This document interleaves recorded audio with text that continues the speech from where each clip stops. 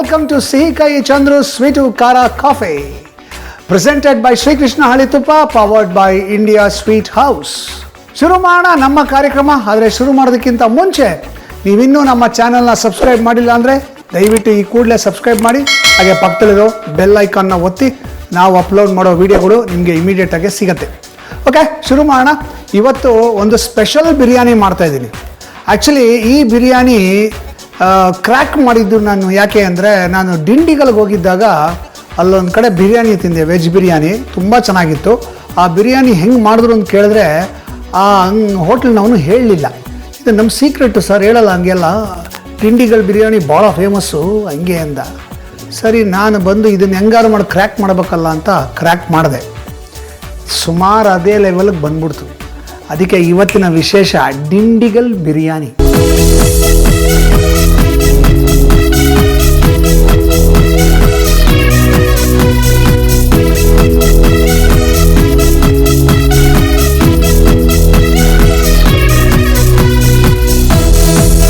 ಏನೇನು ಪದಾರ್ಥಗಳು ಬೇಕು ನೋಟ್ ಮಾಡ್ಕೊಳ್ಳಿ. ಮೊದಲನೇದಾಗಿ ನಾನಿಲ್ಲಿ ಜೀರಾ ಸಾಂಬಾರ್ ರೈಸ್ ಇಟ್ಕೊಂಡಿದ್ದೀನಿ. ಜೀರಾ ಸಾಂಬಾರ್ ರೈಸು 2 ಕಪ್ಪಷ್ಟು ಇಟ್ಕೊಟ್ಟಿದ್ದೀನಿ, ತೊಳೆದು ಇಟ್ಕೊಂಡಿದ್ದೀನಿ. ಹಾಗೆಯೇ 1 ಕಪ್ಪಷ್ಟು ತರಕಾರಿಗಳನ್ನು ಇಟ್ಕೊಂಡಿದ್ದೀನಿ, ಅದು ಚೆನ್ನಾಗಿ ಸಣ್ಣದಾಗೆ ಹೆಚ್ಚಿ ಇಟ್ಕೊಂಡಿದ್ದೀನಿ.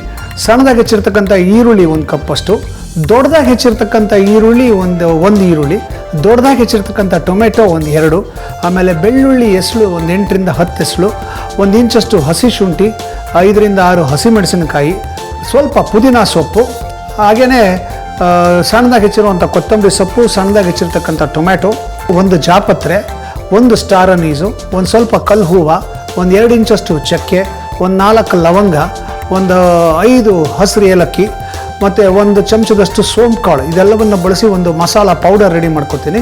ಇದರ ಜೊತೆಗೆ ಒಂದು ಪಲಾವ್ ಎಲೆ, ಸ್ವಲ್ಪ ಅರಿಶಿಣ, ಧನಿಯಾ ಪುಡಿ 1 ಚಮಚದಷ್ಟು, ಕಾಶ್ಮೀರಿ ರೆಡ್ ಚಿಲ್ಲಿ ಪೌಡರ್ 1.5 ಚಮಚದಷ್ಟು, ರುಚಿಗೆ ತಕ್ಕಷ್ಟು ಉಪ್ಪು ಮತ್ತು 1 ಸ್ವಲ್ಪ ಮೊಸರು, 1 ಅರ್ಧ ಕಪ್ಪಷ್ಟು ಮೊಸರು, ಎಲ್ಲದಕ್ಕಿಂತ ಮಿಗಿಲಾಗಿ ಶ್ರೀಕೃಷ್ಣ ಹಳ್ಳಿ ತುಪ್ಪ. ಇವೆಲ್ಲ ನಮ್ಮ ಇವತ್ತಿನ ಸ್ಪೆಷಲ್ ಅದ್ಭುತವಾದಂಥ ದಿಂಡಿಗಲ್ ಬಿರಿಯಾನಿಗೆ ಬೇಕಾಗಿರತಕ್ಕಂಥ ಪದಾರ್ಥಗಳು. ಈಗ ದಿಂಡಿಗಲ್ ಬಿರಿಯಾನಿ ಮಾಡೋಕ್ಕೆ ಶುರು ಮಾಡೋಣ. ತಡ ಮಾಡೋದು ಬೇಡ. ಫಸ್ಟು ಒಂದು ಪೌಡರ್ ರೆಡಿ ಮಾಡ್ಕೋಬೇಕು. ಇದಕ್ಕೆ ನಾನೇನು ಮಾಡ್ತೀನಿ ಅಂದರೆ, ಮಿಕ್ಸಿ ಜಾರ್ಗೆ 1 ಚಮಚದಷ್ಟು ಸೋಂಪು ಕಾಳು ಹಾಕ್ಕೋತೀನಿ. ಓಕೆ, ಸೋಂಪು ಕಾಳು, 1 ಜಾಪತ್ರೆ, ಓಕೆ, 1 ಜಾಪತ್ರೆ, 1 ಸ್ಟಾರ್ ಅನೀಸು, 2 ಇಂಚಷ್ಟು ಚಕ್ಕೆ, ಓಕೆ, 4 ರಿಂದ 5 ಲವಂಗ, 4 ಏಲಕ್ಕಿ, ಹಸಿರು ಏಲಕ್ಕಿ, ಓಕೆ, 1 ಸ್ವಲ್ಪ ಕಲ್ಲು ಹೂವು, ಓಕೆ. ಇದಿಷ್ಟನ್ನು ಹಾಕ್ಕೊಂಡು ನುಣ್ಣಿಗೆ ಪೌಡ್ರ್ ಮಾಡ್ಕೋತೀನಿ.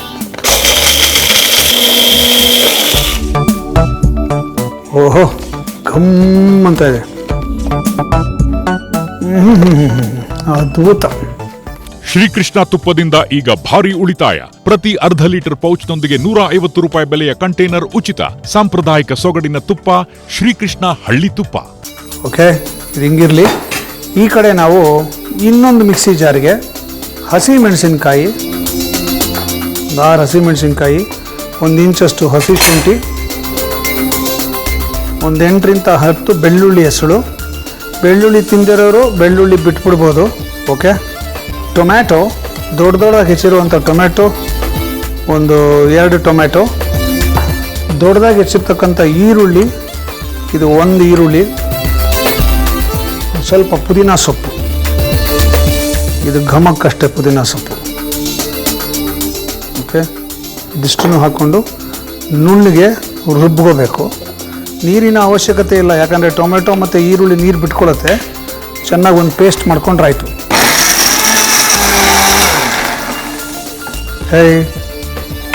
ರೆಡಿ ಆಯಿತು.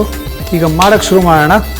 ಭಾಳ ಈಸಿಯಾಗಿ 1 ಪಾಟ್ ರೆಸಿಪಿ, ಸಿಂಪಲ್ಲಾಗಿ ಮಾಡುವಂಥ ಒಂದು ಐಟಮ್, ಜಾಸ್ತಿ ರಿಸ್ಕೇ ಇಲ್ಲ ಇದರಲ್ಲಿ.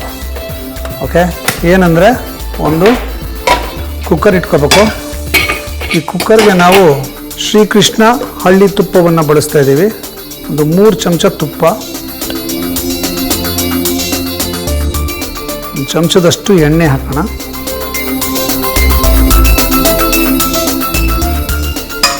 ಇದು ಚೆನ್ನಾಗಿ ಕಾಯಲಿ. ಇದಕ್ಕೆ ಒಂದು ಪಲಾವ್ ಎಲೆ ಹಾಕೋಣ.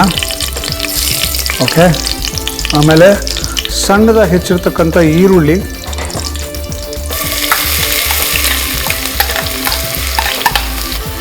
ಚೆನ್ನಾಗಿ ಬಾಡಿಸ್ಕೊಳ್ಳೋಣ.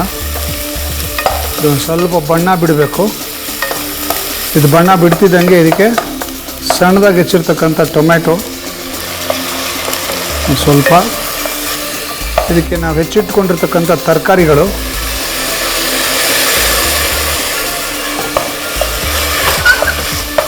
ಇದಕ್ಕೆ ನಾವು ಪುಡಿಗಳನ್ನು ಹಾಕೋಣ. ಒಂದು 1/4 ಚಮಚದಷ್ಟು ಅರಿಶಿನ, 1 ಚಮಚದಷ್ಟು ಧನಿಯಾ ಪುಡಿ, ಇದು 1.5-2 ಚಮಚದಷ್ಟು ಕಾಶ್ಮೀರಿ ರೆಡ್ ಚಿಲ್ಲಿ ಪೌಡರ್, ಇದಿಷ್ಟನ್ನು ಹಾಕಿ ಸ್ವಲ್ಪ ಬಾಡಿಸ್ಕೊಳ್ಳೋಣ. ಈಗ ಇದಕ್ಕೆ ನಾವು ರುಬ್ಬಿರುವ ಮಸಾಲೆ ಹಾಕೊಂಡ್ಬಿಡೋಣ.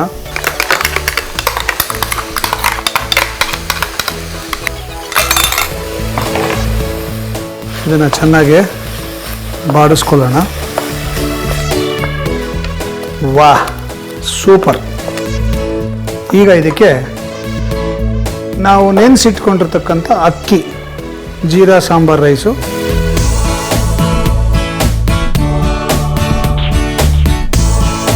ಮತ್ತು ನಾವು ಮಾಡ್ಕೊಂಡಿರ್ತಕ್ಕಂಥ ಪುಡಿ, ದೊಡ್ಡ ಚಮಚದಷ್ಟು ಪುಡಿ,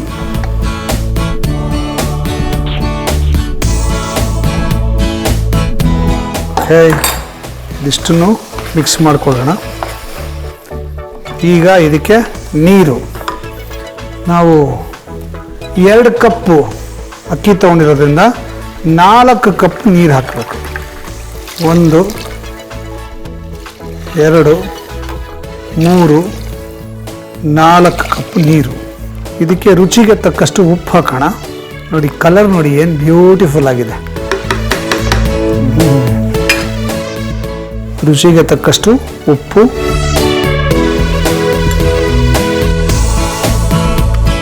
ಇದು ಚೆನ್ನಾಗಿ ಕುದಿಬೇಕು. ಹಬ್ಬವೇ ಇರಲಿ, ಹರಿದಿನವೇ ಇರಲಿ, ಶುಭಾರಂಭವಿರಲಿ, ಸಮಾರಂಭವಿರಲಿ, ನಿಮ್ಮ ಮಧುರ ಕ್ಷಣಗಳ ಮಧುರವಾಗಿಸಿ. India Sweet House. India Sweet House, making life sweeter. ನಾನು ಭಾಳ ಚಿಕ್ಕ ಹುಡುಗ ಇದ್ದಾಗ ನಮ್ಮ ತಾಯಿ ಒಂದ್ಸಲಿ ನನಗೆ ಒಂದು ಪ್ರಶ್ನೆ ಮಾಡಿದರು, ನಿನ್ನ ದೇಹದಲ್ಲಿ ತುಂಬ ಇಂಪಾರ್ಟೆಂಟ್ ಆಗಿರೋ ಅಂಗ ಯಾವುದು ಅಂತ. ನಾನು ಆವಾಗ ಹುಡುಗ, ಏನು ಚೆನ್ನಾಗಿರ್ಬೋದು, ಯಾವುದು ಇಂಪಾರ್ಟೆಂಟ್ ನಮ್ಮ ದೇಹದಲ್ಲಿ ಅಂತ ತಲೆ ಓಡಿಸ್ತೀರ. ಸುಮ್ಮನೆ ಕಿವಿ ತುಂಬ ಇಂಪಾರ್ಟೆಂಟ್ ಅಮ್ಮ, ಯಾಕಂದರೆ ನಾವು ಪ್ರಪಂಚದಲ್ಲಿ ಏನಾದರೂ ಕೇಳಿಸ್ಕೋತೀವಿ, ನೀನು ಹೇಳೋದೆಲ್ಲ ಕೇಳಿಸತ್ತೆ ನನಗೆ ಅಂದೆ. ನಮ್ಮಮ್ಮ ಅಲ್ಲ. ಮತ್ತು ಮುಂದೊಂದು ದಿವಸ ಹೇಳ್ತೀನಿ, ಯೋಚನೆ ಮಾಡ್ತಾ ಇರೋದು. ಕೆಲವು ವರ್ಷಗಳು ಕಳೆದ್ಮೇಲೆ ಮತ್ತೆ ಕೇಳಿದ್ರು, ನಮ್ಮ ದೇಹದಲ್ಲಿ ಭಾಳ ಇಂಪಾರ್ಟೆಂಟ್ ಆದ ಅಂಗ ಯಾವುದು ಅಂತ. ನಾನು ಆವಾಗ ಕಣ್ಣು ಅಂದೆ. ಯಾಕೆ ಅಂದರೆ ಕಣ್ಣು ಅಂದರೆ ಪ್ರಪಂಚನೆಲ್ಲ ನೋಡ್ಬೋದು ನಾವು ಎಲ್ಲ ಸುಂದರವಾದ್ದೆಲ್ಲ ನೋಡ್ಬೋದು ನಾವು, ಹಾಗಾಗಿ ಕಣ್ಣು ಇಂಪಾರ್ಟೆಂಟು ಅಂದೆ. ನಮ್ಮಮ್ಮ ಇಲ್ಲ, ಯೋಚನೆ ಮಾಡು, ಎಲ್ಲ ನಿನಗೇನು ಇಂಪಾರ್ಟೆಂಟು ಅದನ್ನು ಹೇಳ್ತಾ ಇದೆಯಾ ನೀನು, ನಿಜವಾಗ್ಲೂ ನಮ್ಮ ದೇಹದಲ್ಲಿ ಇಂಪಾರ್ಟೆಂಟ್ ಯಾವುದು ಅಂತ ಹೇಳು. ಹೀಗೆ ಒಂದ್ಸಲಿ ಕಣ್ಣು, ಒಂದ್ಸಲಿ ಕಿವಿ, ಒಂದ್ಸಲಿ ಮೂಗು, ಒಂದ್ಸಲಿ ಹೃದಯ, ಒಂದ್ಸಲಿ ಕೈ, ಒಂದ್ಸತಿ ಕಾಲು, ಹೀಗೆ ಹೇಳ್ತಾ ಹೋದೆ. ನಮ್ಮಮ್ಮ ಯಾವ ಅಂಗ ಹೇಳಿದ್ರು ಅಲ್ಲ ಅಲ್ಲ ಅಂತಲೇ ಹೇಳ್ತಾಯಿದ್ರು. ಒಂದು ದಿವಸ ನಮ್ಮ ಅಜ್ಜಿ ತೀರ್ಕೊಂಡ್ಬಿಟ್ರು. ನಮ್ಮ ಅಜ್ಜಿ ತೀರ್ಕೊಂಡಾಗ ಎಲ್ರಿಗೂ ಭಾಳ ಬೇಜಾರಾಯಿತು. ನಮ್ಮ ತಂದೆಗೆ ತುಂಬ ಶಾಕ್ ಆಗೋಯ್ತು. ನಮ್ಮ ತಂದೆ ನಮ್ಮ ಅಜ್ಜಿನ ತುಂಬ ಪ್ರೀತಿಸ್ತಾಯಿದ್ರು. ಅಮ್ಮ ಅಮ್ಮ ಅಮ್ಮ ಅಂತ ತುಂಬ ಇದು ಮಾಡೋರು. ಯಾವಾಗ ಅಮ್ಮ ತೀರ್ಕೊಂಡ್ಬಿಟ್ರು ತುಂಬ ದುಃಖ ಆಗ್ಬಿಡ್ತಾರೆ. ಹೆಣದ ಮುಂದೆ ನಮ್ಮ ತಾಯಿ ಪಕ್ಕದಲ್ಲಿ ಕೂತ್ಕೊಂಡು ನಮ್ಮ ತಾಯಿ ಹೆಗಲ ಮೇಲೆ ತಲೆ ಇಟ್ಟು ಅಳ್ತಾಯಿದ್ರು ನಮ್ಮಪ್ಪ. ಹೆಣನ ತಗೊಂಡು ಅಂತ್ಯಕ್ರಿಯೆಗೆ ನಮ್ಮಪ್ಪ ಕರ್ಕೊಂಡು ಹೋದ್ಮೇಲೆ ನಮ್ಮಮ್ಮ ನನ್ನನ್ನು ಕೇಳಿದರು, ದೇಹದಲ್ಲಿ ಇಂಪಾರ್ಟೆಂಟ್ ಅಂಗ ಯಾವುದು ಅಂತ. ನನಗೆ ತಲೆ ಕೆಟ್ಟೋಯ್ತು. ಅಲ್ಲ, ಕೇಳೋದು ಕೇಳ್ತಾರೆ, ಈ ಟೈಮಲ್ಲ ಕೇಳಬೇಕಾಗಿರೋದು. ಅಜ್ಜಿ ತೀರ್ಕೊಂಡಿದ್ದಾರೆ, ಎಲ್ಲರೂ ದುಃಖದಲ್ಲಿದ್ದೀವಿ, ಈ ಟೈಮಲ್ಲಿ ಕೇಳ್ತಾರಲ್ಲ ಅಂದ್ಬಿಟ್ಟು, ಏನಮ್ಮ ನೀನು ಈ ಟೈಮಲ್ಲಿ ಇಂಥ ಪ್ರಶ್ನೆ ಕೇಳ್ತೀಯ ನೀನು? ನಾನು ಇಷ್ಟು ವರ್ಷ ನಾನು ಯಾವ ಅಂಗ ಹೇಳಿದ್ರು ನೀವೆಲ್ಲ ಒಪ್ಕೊಳ್ಳೇ ಇಲ್ಲ, ಇವಾಗ ಏನು ಉಳಿದಿದೆ ಹೇಳೋದಕ್ಕೆ ಅಂದಾಗ ನಮ್ಮಮ್ಮ ಹೇಳಿದ್ರು, ಅದು ಇವತ್ತಿಗೂ ಮರೆಯಲ್ಲ ನಾನು. ದೇಹದಲ್ಲಿ ಬಹಳ ಮುಖ್ಯವಾದ ಅಂಗ ನಮ್ಮ ಹೆಗಲು. ನಾನು ಕತ್ತನ್ನ ತಲೆ ಹೆಗಲ ಮೇಲಿರುತ್ತೆ ಕತ್ತು ಅದಕ್ಕೇನಾ ಅಂದೆ. ಅಲ್ಲ, ಯಾರಿಗಾದ್ರೂ ದುಃಖ ಆದಾಗ, ಯಾರಿಗಾದರೂ ಬೇಜಾರಾದಾಗ, ಅವರು ಅಳಬೇಕು ಅನ್ನಿಸ್ದಾಗ ನಮ್ಮ ಹೆಗಲನ್ನ ಕೊಡ್ತೀವಲ್ವ, ಅದಕ್ಕೆ ಹೆಗಲು ಬಹಳ ಮುಖ್ಯ. ಯಾರ್ದಾದ್ರೂ ನೋವನ್ನು ಕಡಿಮೆ ಮಾಡೋದಕ್ಕೆ ನಮ್ಮ ಹೆಗಲಿದೆ ಅಂತ ಅವ್ರಿಗೆ ಭರವಸೆ ಇದ್ದಾಗ ಅವರು ನಮ್ಮನ್ನು ಇಷ್ಟಪಡ್ತಾರೆ. ಅದಕ್ಕೆ ಹೆಗಲು ಬಹಳ ಮುಖ್ಯ. ನೀನು ಇದುವರೆ ತನಕ ಹೇಳಿದ್ದೆಲ್ಲ ನಿನಗೇನು ಇಂಪಾರ್ಟೆಂಟು ಅದನ್ನು ಹೇಳಿದೆ, ನಿನ್ನಿಂದ ಬೇರೆಯವ್ರಿಗೇನು ಇಂಪಾರ್ಟೆಂಟ್ ಅನ್ನೋದು ಹೇಳಲಿಲ್ಲ. ಬೇರೆಯವ್ರಿಗೆ ಇಂಪಾರ್ಟೆಂಟು ಹೆಗಲು ಅಂದರು. ಎಷ್ಟು ಸತ್ಯ ಅಲ್ವಾ ಮಾತು. ನಾವು ಜನರನ್ನ ನಗಿಸ್ಬೋದು, ಜನರನ್ನು ಅಳಿಸ್ಬೋದು, ಜನರ ಜೊತೆ ಜಗಳ ಆಡ್ಬೋದು, ಜನರ ಜೊತೆ ಅವ್ರಿಗೆ ಯಾವ ರೀತಿ ಪ್ರೀತಿ ಮಾಡ್ಬೋದು, ಎಲ್ಲ ಮಾಡ್ಬೋದು. ಆದರೆ ಅದನ್ನೆಲ್ಲವನ್ನೂ ಅವ್ರು ಮರಿಬೋದು. ಆದರೆ ಅವರು ದುಃಖದಲ್ಲಿದ್ದಾಗ ಆ ಫೀಲಿಂಗ್ನ ನಾವು ತೋಡ್ಕೊಳ್ಳೋದಕ್ಕೆ ನಮ್ಮ ಹೆಗಲು ಕೊಟ್ಟಾಗ ಅವ್ರಿಗಾಗೋ ಅನುಭವ ಇದೆಯಲ್ಲ, ಅದನ್ನು ಮರೆಯೋದೇ ಇಲ್ಲ. ಇದು ಚೆನ್ನಾಗಿ ಕುದೀತಾ ಇದೆ. ಈಗ ಇದಕ್ಕೆ ಒಂದು ಅರ್ಧ ಕಪ್ಪಷ್ಟು ಮೊಸರು ಹಾಕ್ಬಿಡೋಣ.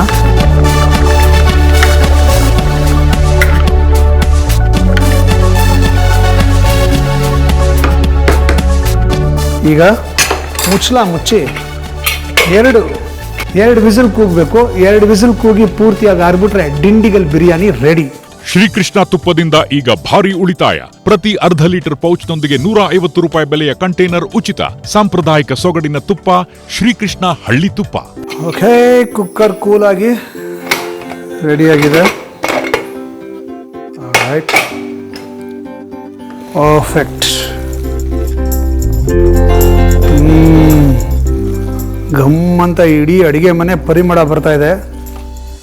ಓಕೆ, ಇದನ್ನು ತಿನ್ನೋದು ಒಂದೇ ಬಾಕಿ. ತಿನ್ನಬೇಕು ಅಂದರೆ ಒಂಚೂರು ತಯಾರಿ ಮಾಡ್ಕೋಬೇಕು. ಅಷ್ಟರಲ್ಲಿ ನಿಮ್ಮೆಲ್ರಿಗೂ ಒಂದು ರೀಕ್ಯಾಪ್ ನೋಡ್ಕೊಂಬನ್ನಿ.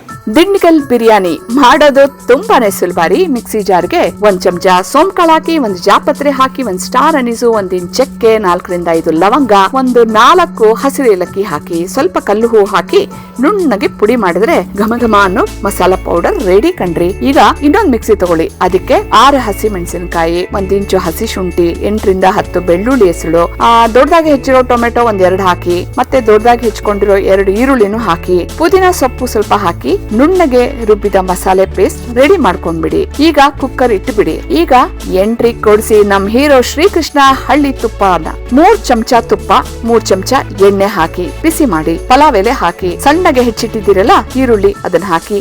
ಈರುಳ್ಳಿ ಸ್ವಲ್ಪ ಕೆಂಪು ಮಂಡ ಬರ್ತಾ ಇರುವಾಗ ಟೊಮೆಟೊ ಜಂಪ್ ಮಾಡುತ್ತೆ, ಅದನ್ನ ಹಾಕಿ ಚೆನ್ನಾಗಿ ಹುರಿರಿ. ಸಣ್ಣಗೆ ಹೆಚ್ಚಿರೋ ಬಣ್ಣದ ಮಿಶ್ರ ತರಕಾರಿ ಬೀಳುತ್ತೆ. ನಾನು ಇದ್ರೆ ಮತ್ತು ಕಲರ್ ಹೆಚ್ಚಾಗುತ್ತೆ ಅಂತ 1/4 ಚಮಚ ಅರಿಶಿನ, ಸ್ವಲ್ಪ ಬಣ್ಣ ಕಮ್ಮಿ ಇದ್ರೂ ರುಚಿಗೆ ನಾನ್ ಶ್ರೇಷ್ಠ ಅಂತ ಧನಿಯಾ ಪುಡಿನೂ 1 ಚಮಚ ಬಿದ್ದೇ ಬಿಡುತ್ತೆ. ಎಲ್ರೋ ಕೆಂಪು ಅಂತ ಹುಡುಕ್ತಾ ಇದ್ದೀರಿ, ಬಂದೆ ತಾಳ್ರೋ ಅಂತ 2 ಚಮಚ ಕಾಶ್ಮೀರಿ ರೆಡ್ ಚಿಲ್ಲಿ ಪೌಡರ್ನ ಡೈ ಹೊಡಿಸಿ ಚೆನ್ನಾಗಿ ಹುರಿದು ಹಸಿರು ಬಣ್ಣ ಇದ್ರೆ ಮಜಾ ಅಲ್ವಾ ಅಂತ ರುಬ್ಬಿಟ್ಟಿದಿರಲ್ಲ ಮಸಾಲೆ ಪೇಸ್ಟ್ ಅದನ್ನು ಹಾಕಿ ಬಾಡಿಸಿ ಬಿಳಿಯಾದ ಜೀರಾ ಸಾಂಬಾರ್ ಅಕ್ಕಿನ ಹಾಕ್ರಿ.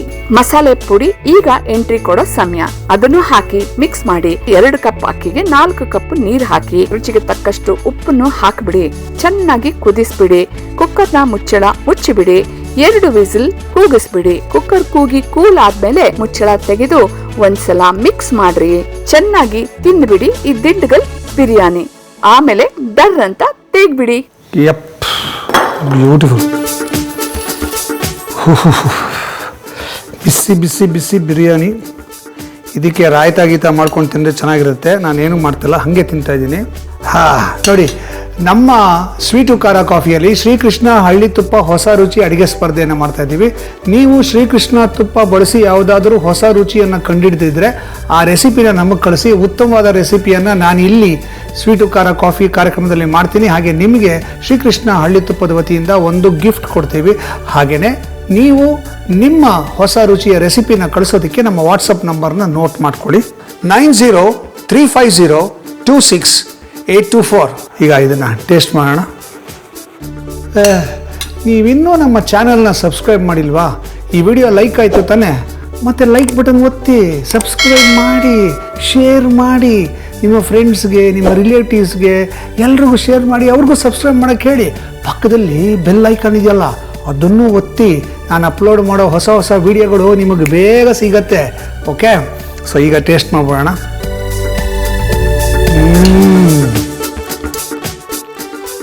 ಘಮ್ ಅಂತದೆ.